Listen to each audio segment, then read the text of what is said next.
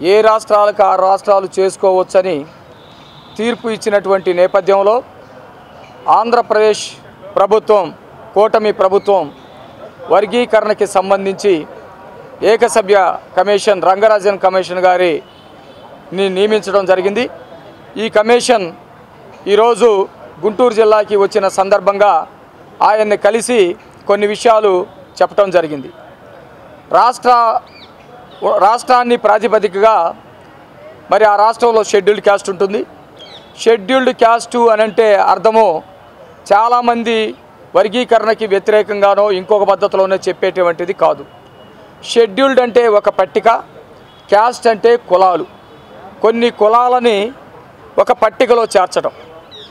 ఆ కులాలని ఎందుకు ఆ పట్టికలో చేర్చారంటే ఒకే విధమైనటువంటి అణిచివేత, ఒకే విధమైనటువంటి దోపిడీ, అంటరానితనము, పేదరికం, ఇవి నాలుగు ఒకే విధంగా ఉన్నటువంటి కులాలని ఆ షెడ్యూల్లో చేర్చారు కాబట్టి షెడ్యూల్డ్ క్యాస్ట్ అయింది।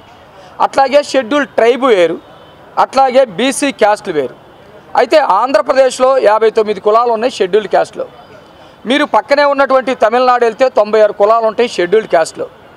అట్లాగే కేరళ వెళ్తే 42 కులాలు ఉంటాయి, ఒరిస్సా వెళ్తే 116 కులాలు ఉంటాయి। ఒక్కొక్క రాష్ట్రంలో ఒక్కొక్క షెడ్యూల్డ్ క్యాస్ట్ ఉంటుంది, అంటే ఆ క్యాస్ట్ల యొక్క పట్టిక అక్కడ పరిమితమై ఉంటుంది। ఈ అన్నీ కూడా రిజర్వేషను షెడ్యూల్డ్ క్యాస్ట్కి 96 ఉన్నా, 59 ఉన్నా, 42 ఉన్నా, లేకపోతే 116 ఉన్నా 15% రిజర్వేషన్లు ఉంటుంది। 15% రిజర్వేషన్లే ఎందుకున్నాయంటే ఇలా జనాభా 15%, 60 కులాలు ఉన్నా 15%, 116 కులాలు ఉన్నా 15%, ఒక 70 కులాలు ఉన్నా 15%। మరి 15% ఎవరు తీసుకోవాలి రిజర్వేషన్లు? ఎవరు తీసుకోవాలంటే ఆ 15% జనాభా ఎవరు ఎంత ఉన్నారు? ఆంధ్రప్రదేశ్లో 15%లో ఏ కులం ఎంత ఉంది, లేకపోతే తమిళనాడులో 15%లో ఏ కులం ఎంత ఉంది, ఒరిస్సాలో ఏ కులం ఎంత ఉందనే ప్రాతిపదిక మీద తీసుకోవాలి। కానీ గత పాలకులు కాంగ్రెస్ ప్రభుత్వం దేశంలోనూ రాష్ట్రంలోనూ అధికారంలో ఉండటం వల్ల ఈ కులాల్లో కొన్ని కులాలని దగ్గర చేర్చుకొని రిజర్వేషన్ అవకాశాలన్నీ ఒక కులానికి 2 కులాలకే ఇచ్చి మిగతా కులాలన్నిటిని కూడా వెనకబడేటట్టు చేసింది। ఉదాహరణకి మీరు చూశారు, ఆంధ్రప్రదేశ్లో మాల సోదరులు రిజర్వేషన్లు కొంచెం ముందు అందుకుంటారు, మాదిగ సోదరులు కాస్త వెనకబడి ఉంటారు। ఇప్పుడు నాకంటే ముందు మాట్లాడినటువంటి డెక్కలి, మాతంగి, రెల్లి, ఆది ఆంధ్ర, ఆది ద్రావిడ, ఇట్లాంటి మాలదాసరి, మాదిగ దాసరి, ఇట్లాంటి చాలా కులాలు ఉన్నాయి। ఈ కులాలన్నిటికీ రిజర్వేషన్ ఫలాలే అందలేదు।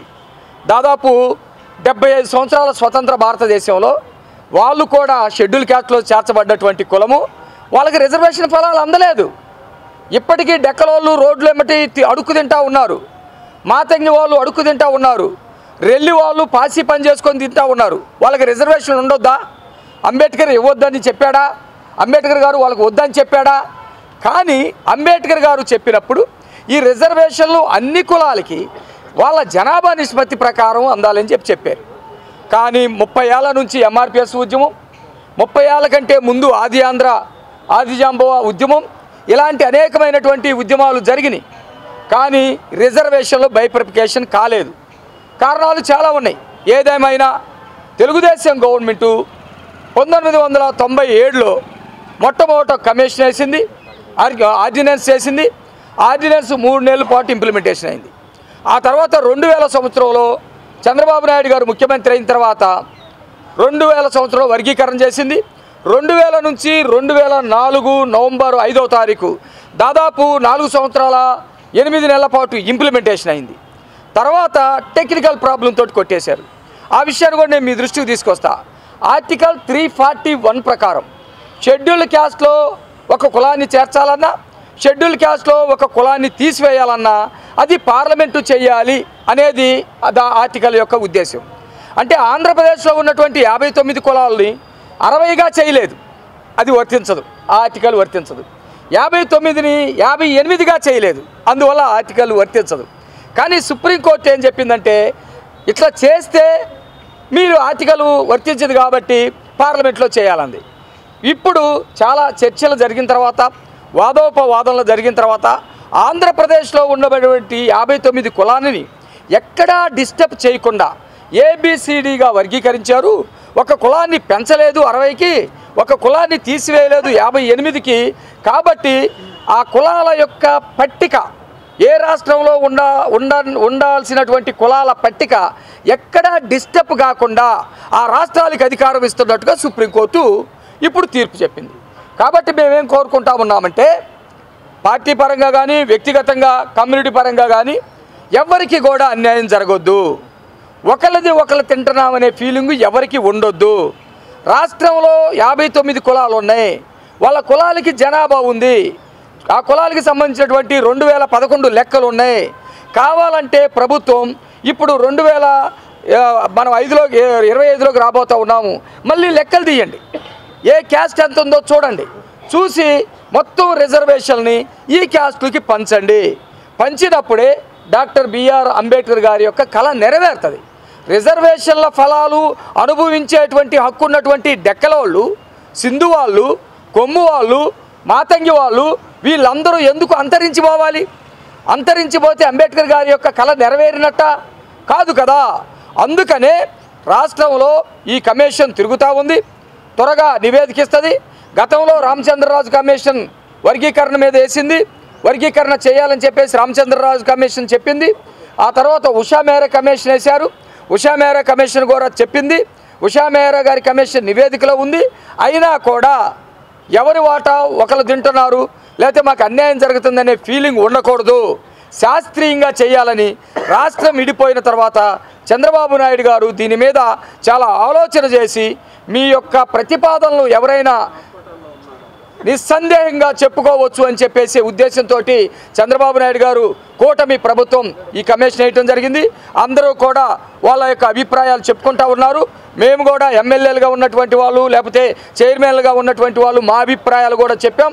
కాబట్టి ఈ రాష్ట్రంలో త్వరగతిన ఈ నివేదిక వచ్చి రాష్ట్రంలో ఉన్నటువంటి షెడ్యూల్ క్యాస్ట్లో ఉన్న ప్రతి ఒక్కరికి వాళ్ళ జనాభా ప్రకారం చదువుకునేటువంటి అవకాశాలు, రాయితీల అవకాశాలు, లేకపోతే ఉద్యోగ అవకాశాలు, రాజకీయ అవకాశాలు కూడా వాళ్ళందరికీ చేరాలని చెప్పేసి మేము మనస్ఫూర్తిగా కోరుకుంటా ఉన్నాం. నేనేమంటానంటే, ఎందుకు వ్యతిరేకిస్తున్నారనేది అది మీకు లోకానికి అందరికీ తెలుసు. నేనేం కోరుకుంటున్నానంటే, ఎస్సీలో మాదిగా క్యాస్ట్ ఎంత ఉందో, ఎంత శాతం ఉందో జనాభా, అంత శాతం రిజర్వేషన్ రావాలని నేను ఒక మాదిగా కమ్యూనిటీగా నేను కోరుకుంటున్నాను. అది నాకు న్యాయం. కానీ నాకు రావాల్సింది ఎవరన్నా తినేవాళ్ళు ఉన్నారనుకో, వాళ్ళు వద్దనొచ్చు. కానీ మాదిగానే నేను కొంచెం నోరిప్పి ఇక్కడ మాట్లాడగలుగుతున్నా. డెక్కలోళ్ళు ఉంది, వాళ్ళ జనాభా ఉంది, వాళ్ళు కూడా రిజర్వేషన్ రావాలి, వాళ్ళు కోరుకుంటున్నారు. వాళ్ళది ఎవరికి పోతుంది? సింధు వాళ్ళు ఉన్నారు, వాళ్ళ జనాభా ప్రకారం వాళ్ళకి రావాలి, వాళ్ళది ఎవరికి పోతుంది? రెల్లి వాళ్ళు ఉన్నారు, వాళ్ళ జనాభా ప్రకారం వాళ్ళకి రావాలి, వాళ్ళది ఎవరికి పోతుంది? జరిగిందేదో జరిగిపోయింది. విభేదాలు వద్దు. ప్రభుత్వ ఉద్దేశం కూడా అదే. ఇకనైనా వాళ్ళ జనాభా లెక్కలు తీయండి. ఆల్రెడీ మీ దగ్గర జనాభా లెక్కలు ఉన్నాయి. ఎస్సీల జనాభా ఎంత, ఎస్టీల జనాభా ఎంత, బీసీల జనాభా ఎంత, బీసీలో సబ్ క్యాస్ట్ జనాభా ఎంత అనేది మీ దగ్గర లెక్కలు ఉన్నాయి ప్రభుత్వాల దగ్గర. కొత్త లెక్కలైనా తీయండి. తీసి ఎవరి జనాభా ప్రకారం వాటా వాళ్ళకి ఇవ్వండి. ఇది రాజ్యాంగ హక్కు. ఇది ఎవరి మీద ఒకరికి దురుద్దేశాలు కాదు, ఒకరికి కడుపులో మంట కాదు. దీనికోసం మనం తప్పుడు దారులు ఎతకాల్సినటువంటి పని లేదు. దీనికోసం కొత్త సిద్ధాంతాలు తీసుకురావాల్సినటువంటి అవసరం లేదు. కొంతమంది ఒక వాదన వచ్చింది, మాదిగలకి కుల వృత్తి ఉంది కదా, చెప్పులు కుట్టుకునే వృత్తి తీసుకెళ్ళి బీసీలో చేర్చండి అని ఎక్కడో చూశాను నేను. ఎంత దారుణం! వాళ్ళ వాటా వాళ్ళకి ఇవ్వమంటంలో తప్పు లేదు. కానీ ఒక అంటరాని కులం బేస్డ్గా వచ్చినటువంటి రిజర్వేషన్ని తీసేసి బీసీ కమ్యూనిటీలో చేర్చాలంటే ఓకే, అదే పద్ధతిలో పనిచేయండి. చెప్పులు కుట్టడం దగ్గర నుంచి చెప్పుల షాపులు, పెద్ద పెద్ద షోరూములు పెట్టేంత వరకు మాదిగలు తప్ప ఇంకొకరు పెట్టకూడదని కూడా జీవో చేయండి. బాగానే ఉంటుంది కదా. ఇప్పుడు చెప్పులు కుట్టేటప్పుడు అది పనికిరాని తోలుగా ఉన్నప్పుడు, అది మాంసంతో కూడినటువంటి తోలుగా ఉన్నప్పుడు దాన్ని తీసుకొచ్చి కరక్కాయ సున్నం వేసి తోలు చెప్పులు కుట్టేటప్పుడు మాదిగల దగ్గర ఉంది. ఈరోజు ఫుట్వేర్ వచ్చింది, ఒక్కొక్క షూ 10,000, 50,000, కోటి రూపాయలు కూడా అమ్ముతున్నారు. ఆ షాపులు మాదిగల దగ్గర ఉన్నాయా? ధర్మంగా గుండె మీద చేసుకోండి. ఆ జీవో చేయమని అడగండి. ఎవరన్నా వీళ్ళని బీసీలో కలపాలని ఒక వాదన తెచ్చేటువంటి ఎవరైనా కనుక ఉంటే మాదిగలు చెప్పులు కుట్టడంతో పాటు షాపులు మొత్తం కూడా మాదిగలు తప్ప ఇంకొకరు నిర్వహించకూడదు అని చెప్పమనండి. ధర్మంగా ఉంటుంది. కాబట్టి అలాంటి వాదన కాదు. రాష్ట్రంలో షెడ్యూల్డ్ క్యాస్ట్లో ఉన్న జనాభా ఆధారంగా రిజర్వేషన్లు పంచాలి, అది న్యాయం.